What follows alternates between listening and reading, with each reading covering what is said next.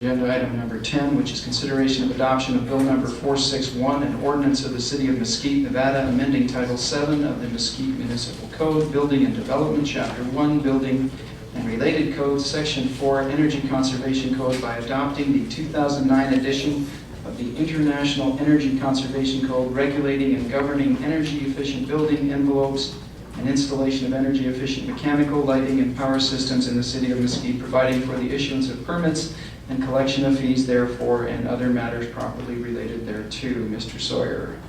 Yes, Mayor and Council, this is one of those unfunded mandates that we get to do that we're not very happy with, but because of the state has adopted this, that we're supposed to be enforcing this, and so we're bringing it before Council for adoption. I do have a little slide presentation. I think some of the councilmen actually asked to see that. If you want me to play it, I think each councilman has a copy of it. If you want to play it we will. It's the 2009 International Energy Conservation Code. Here's the Nevada revised statute that requires us to do that. It goes down through it if you want to read it.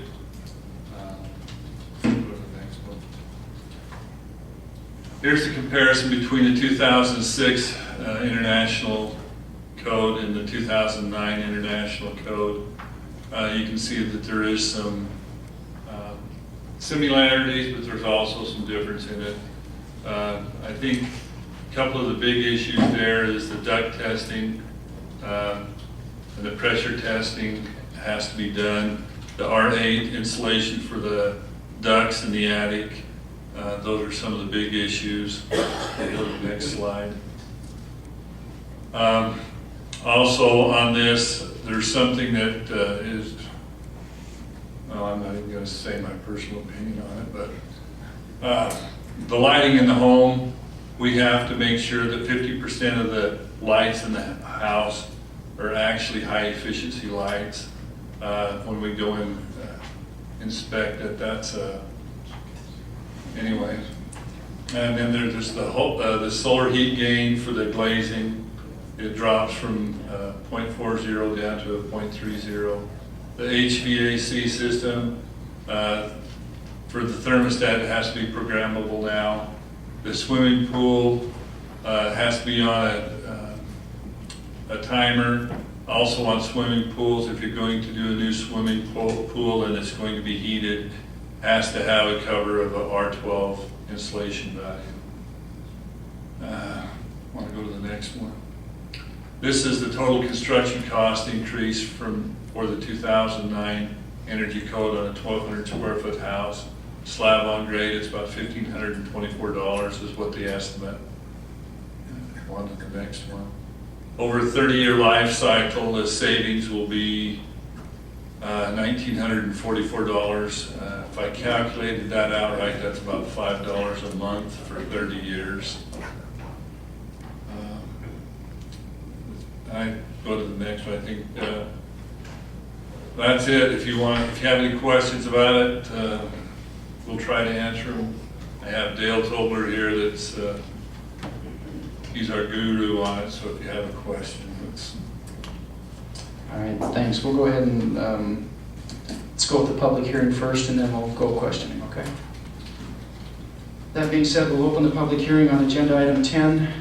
Those of you wishing to come forward to speak, step forward, state your name.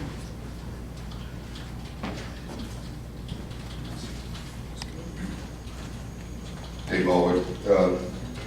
Kurt brought up the residential stuff. This is a huge impact on commercial property building. I don't want to get real boring about this. I got hung up in this in the 2007 change when I built my facility here, and it causes some significant charges. If everybody take a little time to just some of the statements that have been published with the city. One of them, I'm going to take just 1 minute to see what you have to face on a commercial building, which is to the point of being ridiculous. Daylight zone controls. Basically what they're saying is if you've got a lobby area that and you can read the jargon they use, but in essence it says if you've got a lobby area in your building for general lighting, you can't control that from the general lighting in the lobby. So if you have an adjacent window, you got to, and a light by it, you got to control that separately. If it's by a skylight, you have to control that light separately. And then every one of these items has to be tied back to your computer. So it's just not a light switch, it has to be tied back to your computer point of control first time, and it is expensive. This is just hugely expensive for commercial construction. And this is one of the things that, you hear businesses talk about regulations, and there's not much this city council can do about it. So this is really stated more for the people here in the audience and the people at home listening. Please, you got to be aware of what's being foisted on businesses in the way of regulations that are just on autopilot. They come down from Washington, they pass some money out to the state says, oh great, I get some money, and then they just pass it on down the stream, and it costs businesses tens of thousands of dollars to meet these regulations. And there's no cost savings because most of them are sound good and don't do any good. And if you read the impact study here, I mean, it's just a bunch of double talk. There's an NRS regulation which states the state in accepting any or passing any type of new NRS has to do an evaluation on impacts on small businesses. And it's just a whole bunch of double talk. It says any definitive measure of the incremental impacts on small business as a result of proposed regulations is indeterminable at this time. So they give you an impact study, how much it costs, and they say, well, they can't figure it out. So I mean, the general public has to understand that when businesses talk about regulation being put down, this is the kind of stuff that gets put on businesses that literally raise the cost of buildings 10, 20% at a time for commercial. Thank you.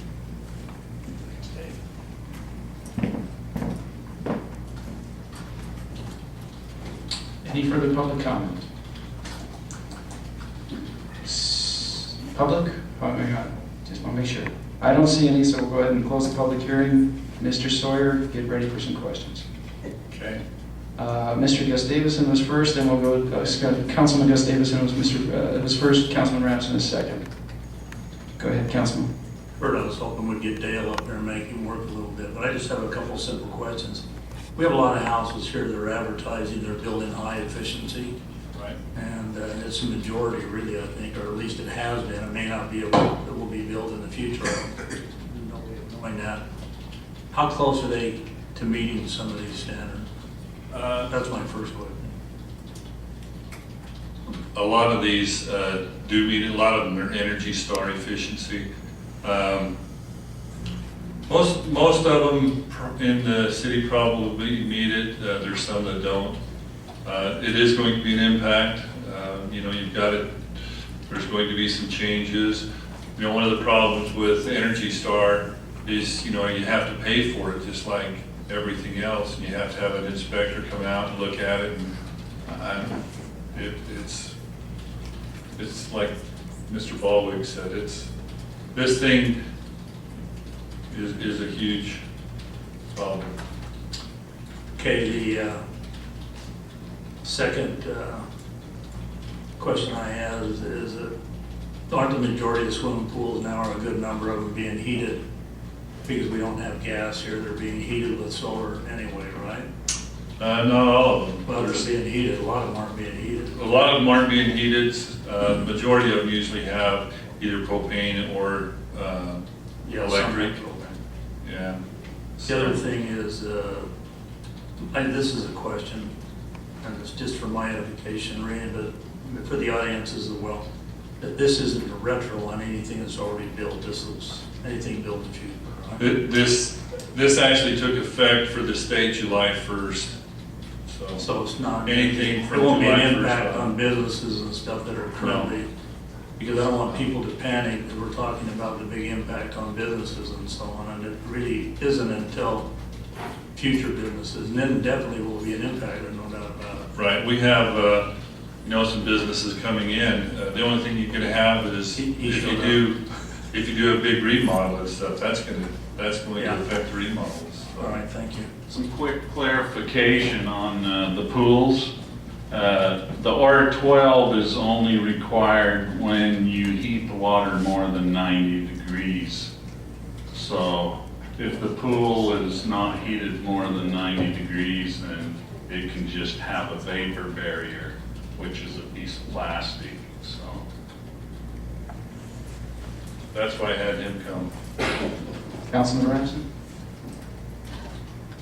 This isn't a question. This is more a comment. Just fundamentally, personally, I can't stand this. This is government at its worst, telling. It should be consumer driven. If people want energy efficient homes, they should be willing to pay for it. The builders should respond to consumer demand. In an economic time like this, when we're struggling, everybody's struggling. As Mr. Baldwin said, to add tens of thousands of dollars to a building that the business is going to build. We're talking about stretching out a liquor fee over a 6-month period. Think about this. I mean, these are the kinds of things that, as he well said, we've got people that are, they're just making this stuff on as they go. They don't have any data on how much this is going to cost or how much it's going to save. This is just fundamentally wrong. I'm very angry about it, but there's nothing I can do about it.